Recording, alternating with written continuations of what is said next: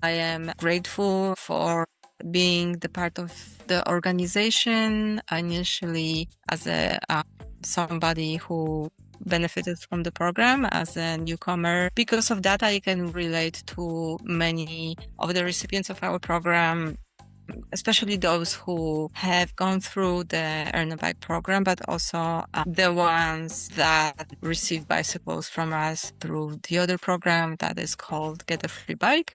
And for that specific program, it is for the people who are going through difficult life transitions.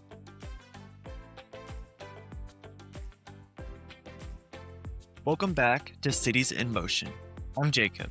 This is the podcast for anyone who wants cities built for people. Each week, we dig into the systems, design, and culture that shape urban life and explore how smarter transportation, better planning, and thoughtful policy can make our communities more livable. Today on Cities in Motion, I'm joined by Marcelina Gray, Communications and Outreach Director at Austin's Yellow Bike Project, the volunteer-powered nonprofit bike shop that's been putting Austinites on two wheels and keeping good bikes out of the landfill since 1997. Out of their shop on Weberville Road, the Yellow Bike teaches anyone to fix their own bike, lets volunteers earn one through their Earn a Bike program, and gives free bikes to Austin's most vulnerable communities. Marcelina is here to talk about how a fully volunteer-run collective builds that kind of trust, what bike access actually means in a car-independent city like ours, and why she says her bike is love, support, and independence. Before we get started with Marcelina, I would like to thank you for being patient with the sporadic uploads. I've been very busy, I've been moving, and I just had my first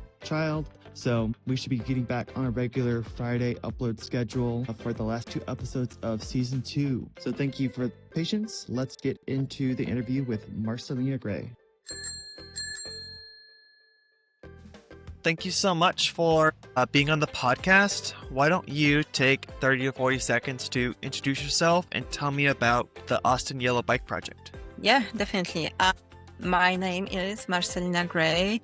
I am a communications and outreach director at Yellow Bike. I've been with Yellow Bike for 5 years now. My first contact with Yellow Bike had been around 2019 when I moved to Austin, and as an immigrant, one of the first things you need is the access to transportation. So I participated in the Earn a Bike program, which is one of 2 of our bicycle donation programs. In these specific programs, currently it's required to volunteer 18 hours through fixing bikes. And if you have not worked on bikes before, it's not a problem. That's the whole idea of connecting environmental sustainability and circular economy with learning. So that's one of the most beautiful ideas about Yellow Bike. I am grateful for being the part of the organization initially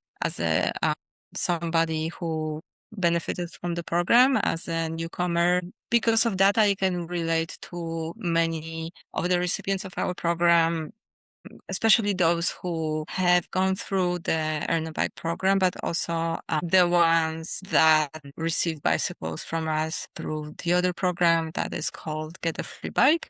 And for that specific program, it is for the people who are going through difficult life transitions, like experiencing homelessness or being displaced. Some of them are immigrants, more vulnerable immigrants who are not able to commit to the volunteering time because they're kind of also in the catch-22 of trying to get the transportation they need to look for work, to get to job or multiply jobs usually. So they don't really have that capacity to, volunteer. So for the people like that, we created the second donation program that our mechanics and our volunteer mechanics jointly repair bicycles that are later given away to those vulnerable communities. Last year, it was 938 bikes that we gave away through that program what's important to add is that one of our strengths is that we rely on our community partners to identify the need for that program. So we basically consider ourselves a bunch of bike mechanics, and that's our focus. And we're not going to pretend we specialize in anything else except for bike mechanics. And so we know that there are so many wonderful organizations that have very strong ties to the communities, various communities, that they can identify way better than us who needs a bicycle. The need is enormous, and I can easily say that almost 1,000 bike that we gave away last year, we could have, if we had enough resources. And this is something that I'm also working on through writing grants for our organization to secure additional resources so we can make sure that everyone that needs an access to transportation has that access. And also our fire goal is that everyone who needs a bike should have one, and we believe that everyone needs a bike, even those people who are privileged to have choices of how they commute. I have been living in the area and specifically working in Austin the past 3 years, and I've heard about Austin Yellow Bike. I think I've driven by it or biked by it a few times. I work in the East Austin area, and I think it's just really admirable and awesome what you guys are doing there. Could you tell me when Yellow Bike Project was founded? Yeah. So like the exact date, there is like a kind of agreed upon date in 97. So I think like the first initiative started like in 96, maybe 95. So like late 90s, we have been registered as a nonprofit in 97. Okay. And then so the beginnings of Yellow Bike. Unfortunately, I wasn't here in Austin to experience that, but I rely on the testimonies from the people who have, and also of the testimonies of my boss, who is the current manager and acts also as a director of our organization, Pete Wall, who is also one of the founders of Yellow Bike. So the story that I know as a kind of patchwork of what I got from him and other people who were around at that time is that during that period in Austin, a group of activists slash environmentalists slash anarchists realized that there are quite a bit of bicycles that are abandoned here and there on the streets of Austin, especially in the UT area. And they were like, this is so wasteful. We should do something about it. And so they painted them.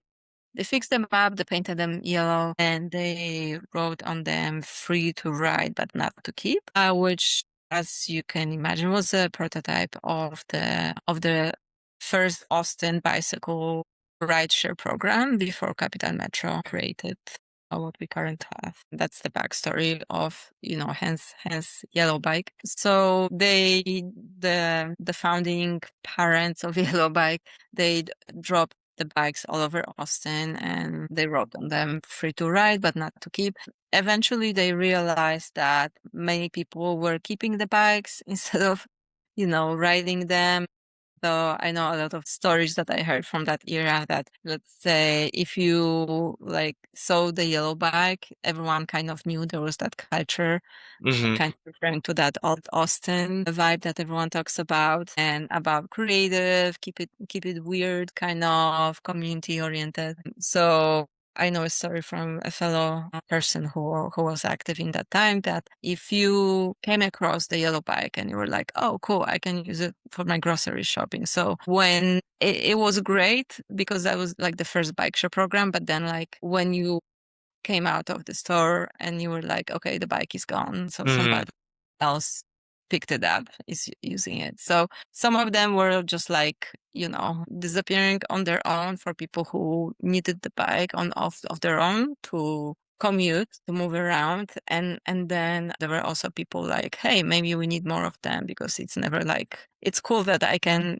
have the bike to be accessible where I can use it where I want to go, but then it's not guaranteed that I can have the same transportation on the way back. So after after all these experiences, the founding parents were like, and also in the meantime, that happened like in between the late 90s and I think in about 2012, the city of Austin created the prototype of the city official version of the Capital Metro version of the bicycle ride trip program, which kind of made the people around the Yellow Bike living with a feeling that we accomplished something. Okay.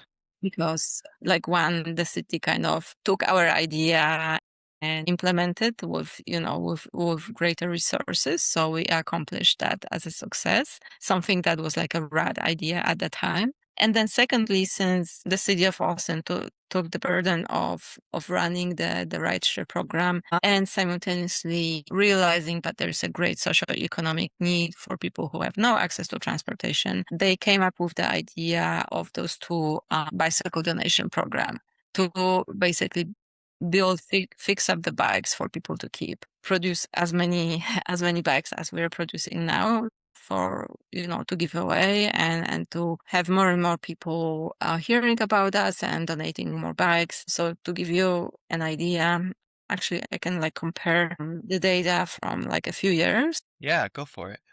Let me just. So I'm not sure when. So we have our like internal YBDB Yellow Bag database where we track different things, among them the bags that were donated. Okay. I don't have the access to it because we changed Okay. the way we track, but I can give you the example of like, so like last year we received about 2,800-ish bags through donations, and we gave away around 938, and then around the same number we sold, and then the remaining were not worth fixing, so we would like disassemble them for the parts carefully. Yeah. And recycle them to the metal recycling center. And I can compare those numbers from like in the last few years. Well, during COVID, we had a little bit of a pause in trying to figure it out how to access the communities that need bicycles. But then those numbers were pretty similar in the last 5 years, around 1,000 bikes per year. Yeah. Do you guys collaborate with any other organizations within Austin? Yeah, so many. So like the types of organizations that assess the transportation need for their clients. So like nonprofits helping like Casa Marianella that provides social services for immigrant and displaced communities. The other one's foundation providing help to unhoused people. Foundation communities for people that have income below poverty level. Yeah. Yeah. Then so many of them, those that serve kids from low income families. So this is one type of the partnership that we have, the ones that identify the clients for us.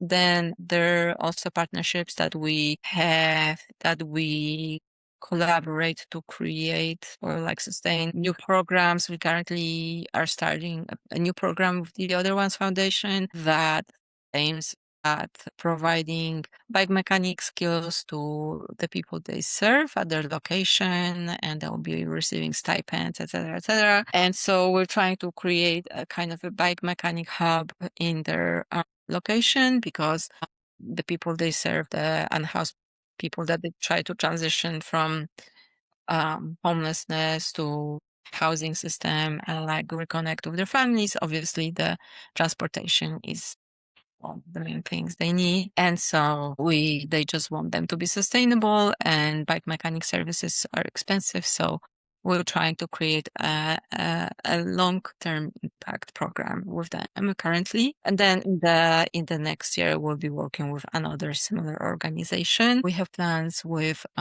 Central Library, where we have like a pilot this year of like a bike mechanic pop-ups, also providing services to unhoused people who are present in that area downtown, and based on that assess the need and then grow the program in 2027. And there are several fellow cycling organizations that we work with. We work with Gisela Cycling Initiative. It's a co-collaboration because we kind of like we build and we fix bikes and we teach people bike mechanics, whereas they're mostly focused on schools and like bike rodeos and teaching people bike mechanic safety. Yeah.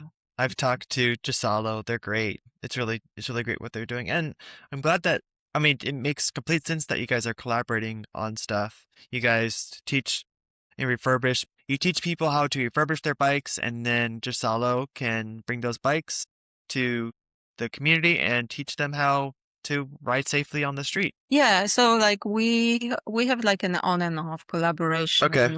We had some like more like directly connected programs in the past, but like Okay. now it's more like we refer people to each other. So like if there's like somebody who we know that Gisalo would be a better resource, then we refer them to Gisalo and they do the same. Mhm.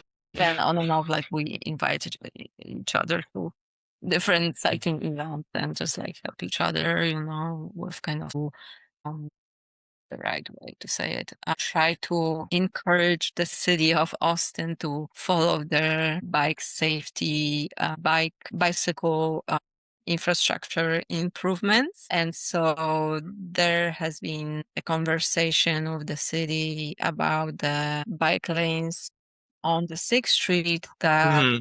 the city is kind of it's kind of rethinking the idea Yeah. Yeah, I've heard about that. bit or not, and in collaboration with the Safe Street Austin, we try to continue those conversations to provide more perspectives on why having a bike lane on 6th Street would be so beneficial to the city of Austin. And then there is Ghost Bike Project, who do amazing job in honoring the victims of traffic I see those around town.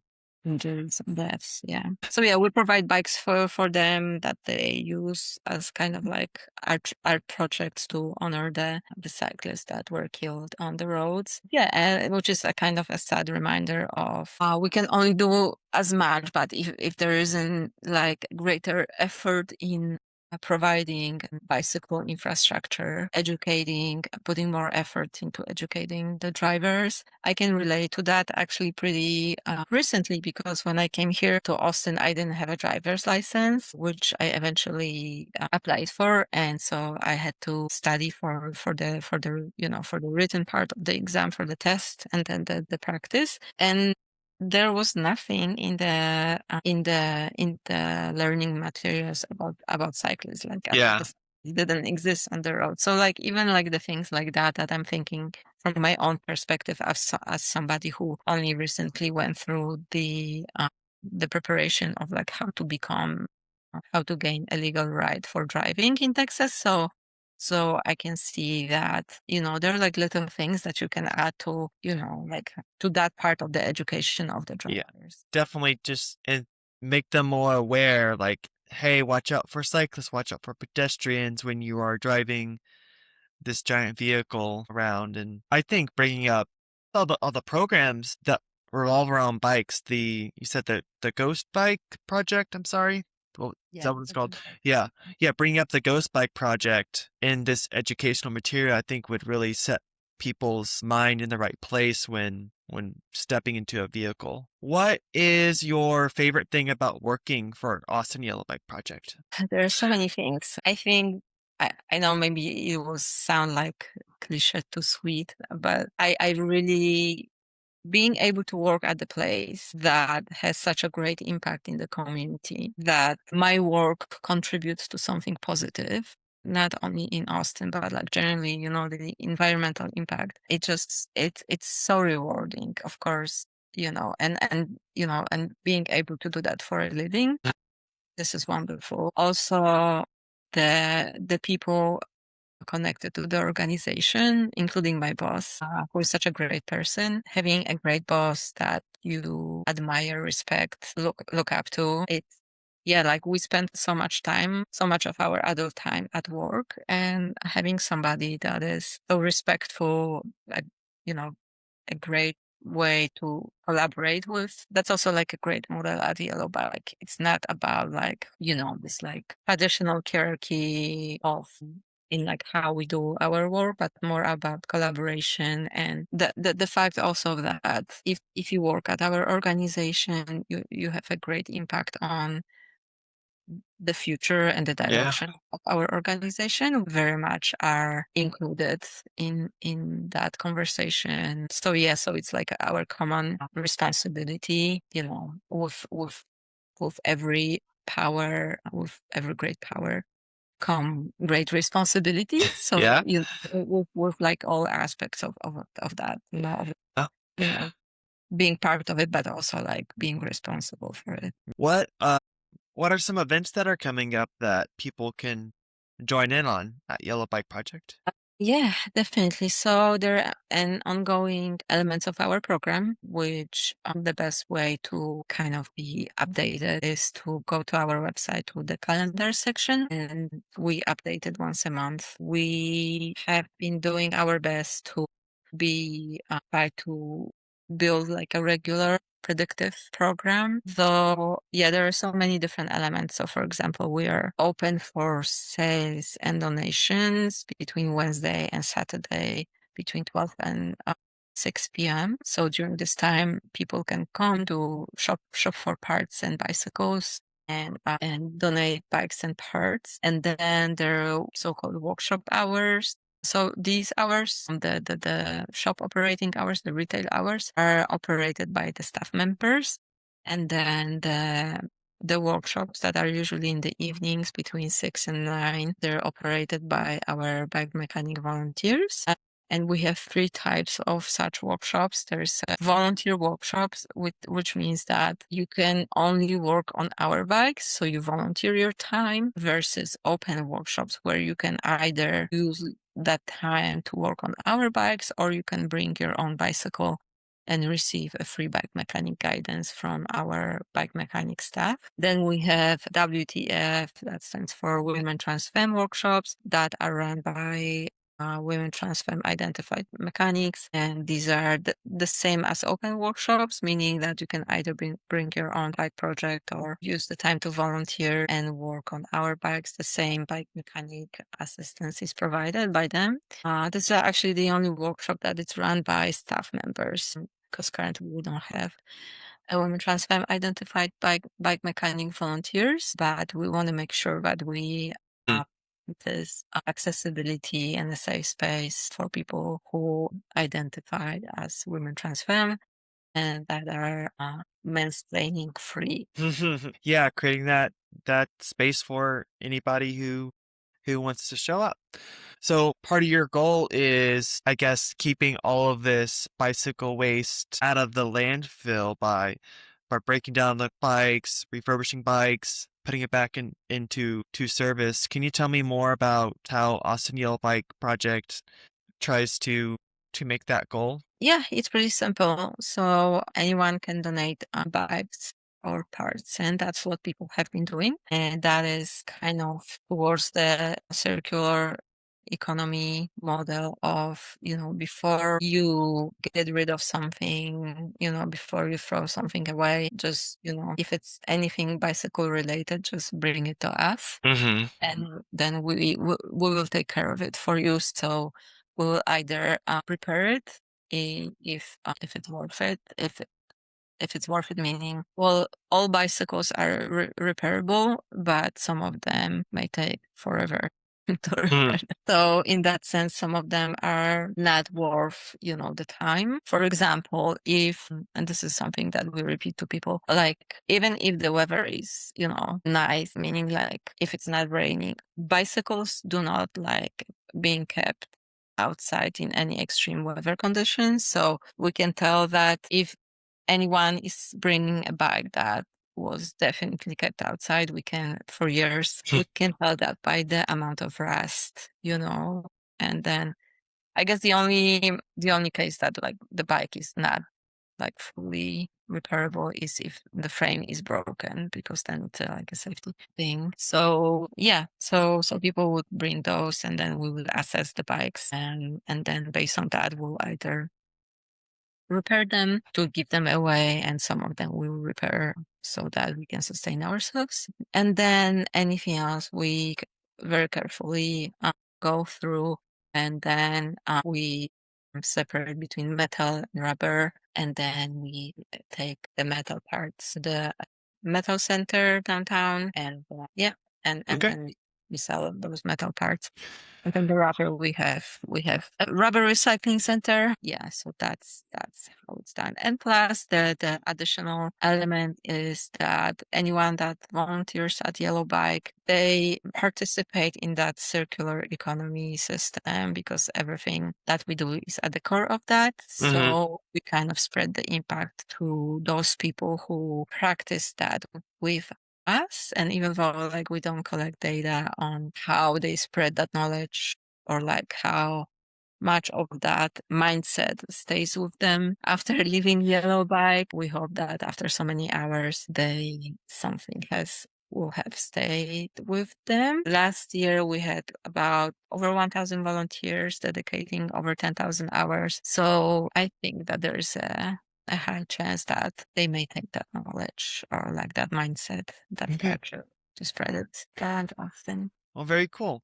This is one of my standard questions that I ask for every single interview. What are some books that you have read recently, either pertaining to the subject or just pertaining to like urbanism, city planning, advocacy, anything about that you would recommend people pick up and read?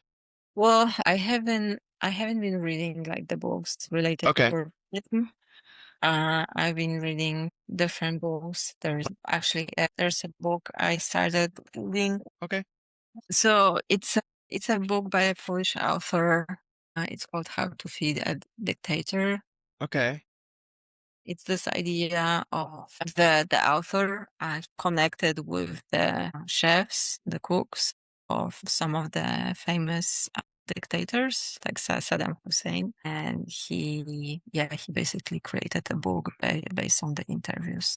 That sounds really interesting. I'll have to pick it up. So, last question, where can people find Yellow Bike Project online, so that people could try to show up to any of these projects that you guys have going on? Yeah, so that's pretty simple. We are located at 1216 Weberville Road in East Austin. And to check our calendar, our updates on our programs, they should visit our website at austinyellowbike.com, and then click on the calendar, and then have the access to the most recent event. Very cool. Well, I really appreciate your time. Thank you for what you are doing and what Austin Yellow Bike Project is doing. Over the coming weeks, we will continue to explore the people and projects that are putting our cities in motion. You can follow Cities in Motion on Instagram for behind-the-scenes content and updates for the show. I'm Jacob, and thanks for listening. And we'll see you in the next episode. Don't forget to keep your cities in motion.